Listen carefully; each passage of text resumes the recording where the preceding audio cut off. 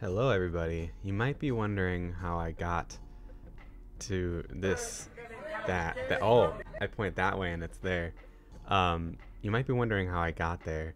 If you're not sure where I am in this short video picture, um, I am at a snack bar doing karaoke with an old Japanese man and three hostess girls. Um, and it's a long story, so I'm going to go into that today. um, Honestly, out of my trip, Hiroshima was one of my favorite, probably my favorite city I was in. Um, Everyone I tell is kind of shocked because they just have this like image of Hiroshima and like obviously what happened there years ago. Um, they would think that they have some reservations towards tourists and stuff like that, but honestly and truly, out of the cities I was in, Hiroshima by far was the friendliest to tourists. And not to say other places weren't friendly. Like I never felt like anyone was rude. Like Japan, super nice.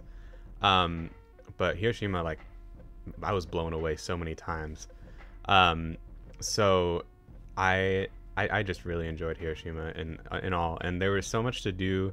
I listened to Travis Scott's Utopia for the first time, walking through, and the album dropped. It was like 1 p.m. in Japan, because of the time change, obviously. So I was like walking through Hiroshima, just like refreshing my phone, like, did it drop? Did it drop? Did it drop?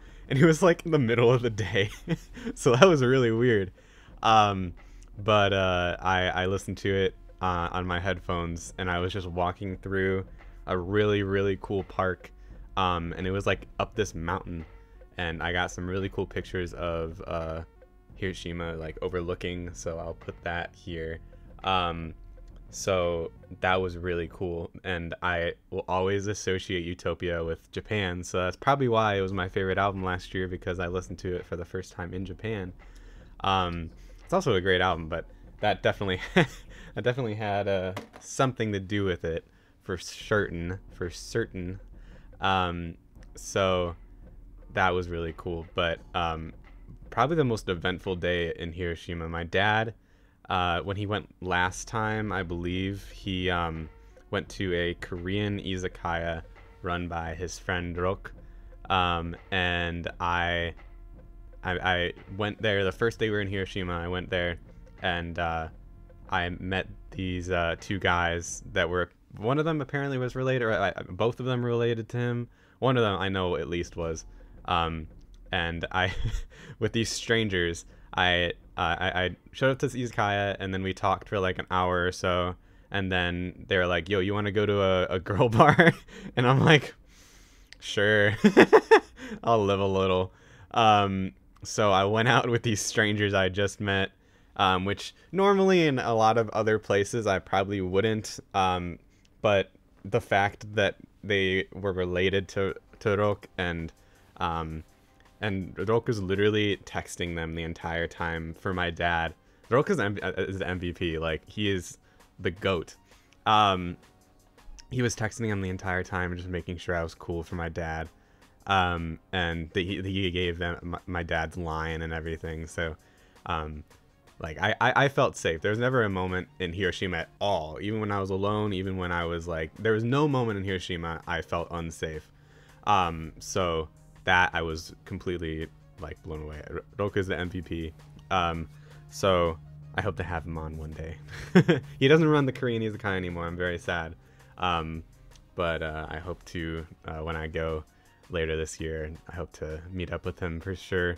I also went to this cool little hot dog bar, to kind of go on a side note, run by another of my dad's friends, Messiah, but he didn't speak any English, so it was a little difficult trying to communicate, but we just used Google Translate, and it was nice to have a hot dog there, and there was a buffalo chicken that was legitimately probably the best buffalo chicken I've ever had in my entire life.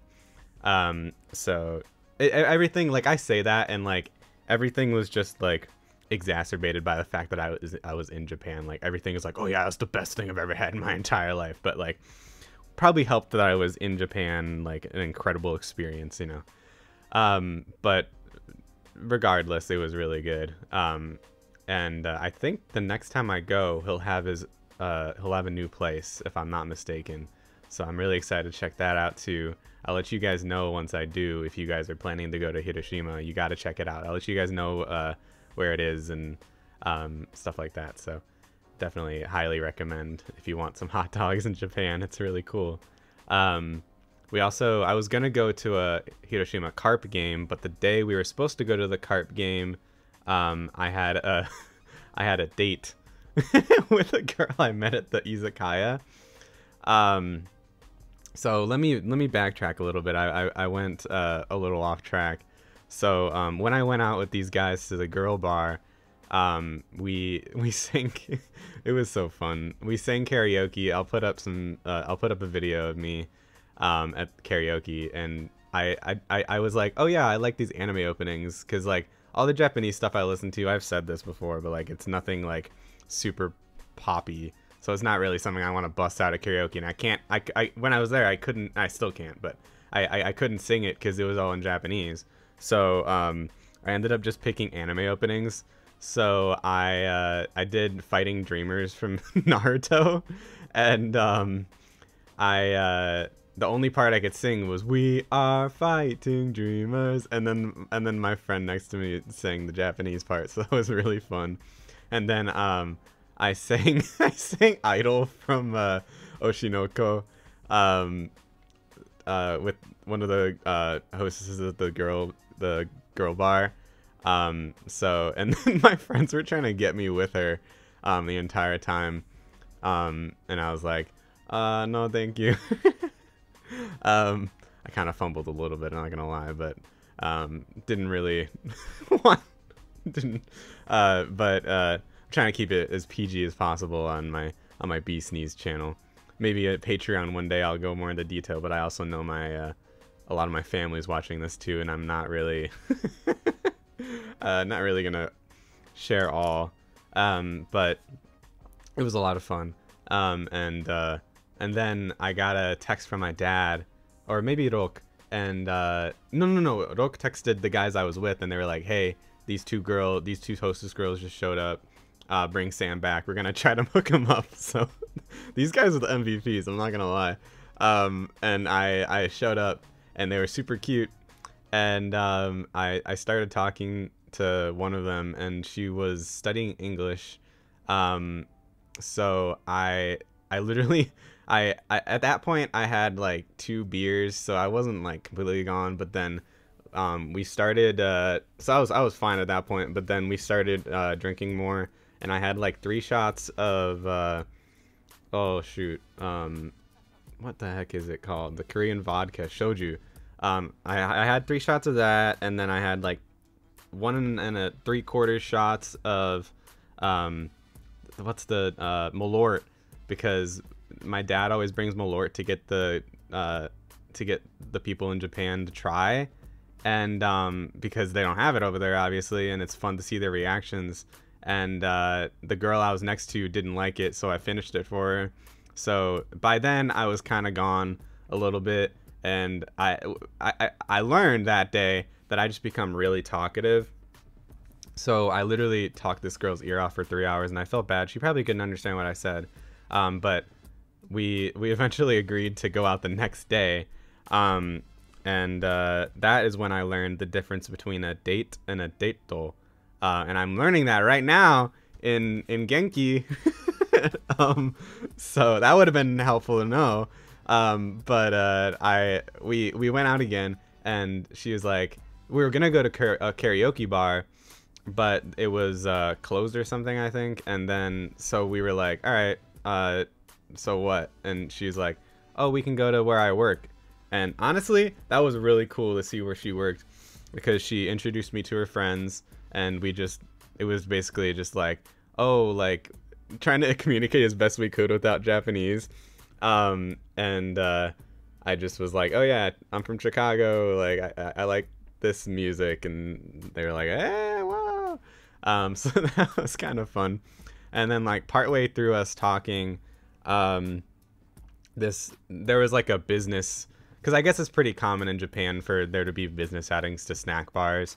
And if you aren't familiar with a snack bar, I'm not a huge fan of snack bars or girl bars, but I kind of got through this experience, I kind of got like a newfound respect for that, because like it's super like I respect what they do 100%. It's just not for me. I feel uncomfortable going there. But a snack bar and a girl bar are kind of different. A snack bar is there's like there's these girls that serve you these like cheap little snacks. There will be like cookies. There was like this plum, I think it like a plum candy thing, and they got me to try it because apparently everyone hates it, and I was like, it's like really sour, and so they laughed when I tried it and made a face. And then that's like so many times in Japan, like they just want to embarrass you, and I just like went with it with my chest out, and it was just fun. Like they don't mean anything malicious by it. Like the Japanese word for male genitals. I'm not very PG on this channel, but the Japanese word for male genitals is chinchin, and instead of saying like kampai as in like cheers, we would always get everyone to say chin chin to cheers, because it actually kind of works. So like they just like to like embarrass you and stuff, and everyone was super friendly at the bars, and it helps that everyone was probably drinking, but nevertheless, it was still a lot of fun. So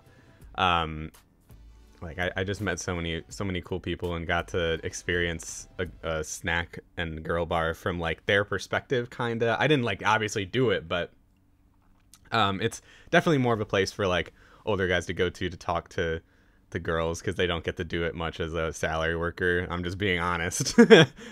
So like it's just like it's over here. It's weird to talk about because like I mean we have like places like Hooters or Tilted Kilt or stuff like that, so it's kind of along those lines. So I don't really feel comfortable going there. When I go this time, I probably won't unless I'm going out with friends. But over there, like over in Japan, it's like not a weird thing at all. It's just like a cultural thing. So that was kind of interesting to learn. And I don't want to talk about it like I'm talking down on it. It's just different. So that's definitely something if you're going over there to be aware of. Because it might come off as weird to you as a tourist, but it's just kind of a thing over there. Like maid cafes, stuff like that. So that was very interesting for sure. And I don't say interesting in like a roundabout way of saying weird. It's just interesting. Like I love seeing how different cultures are, and that's why I love traveling. So that was super duper cool. So after I did that, I was like, because the whole night that when I first met the girl, her friend was like, so what do you think? Like, are you gonna ask her out? And I'm like, what? So I was like, all right, I guess she wants me to. So then I asked, but then she was like, no, it's just a hanging out. I'm like, okay, cool. It was still fun to hang out. So yeah, definitely very memorable. I'll throw pictures and videos as I talk about it, but very fun. So hope you guys enjoyed this little episode. It deserved its own video for sure. I keep wanting to say sure and certain at the same time, and it comes out mixed up. But album of the week just came out. We got Bright Future by Adrienne Lenker. I'm gonna butcher that, I already know, but it's by the lead singer of Big Thief. Just came out literally like today. And song of the week, what do we got? Child's Play by Drake. Not one for the fam to check out. It's a rap song, but yeah, I hope you guys enjoyed. Let me know how you think of this video. Whatever. I'm rambling at this point, but I will see you guys in the next video. Thank you for watching as always. Bye bye.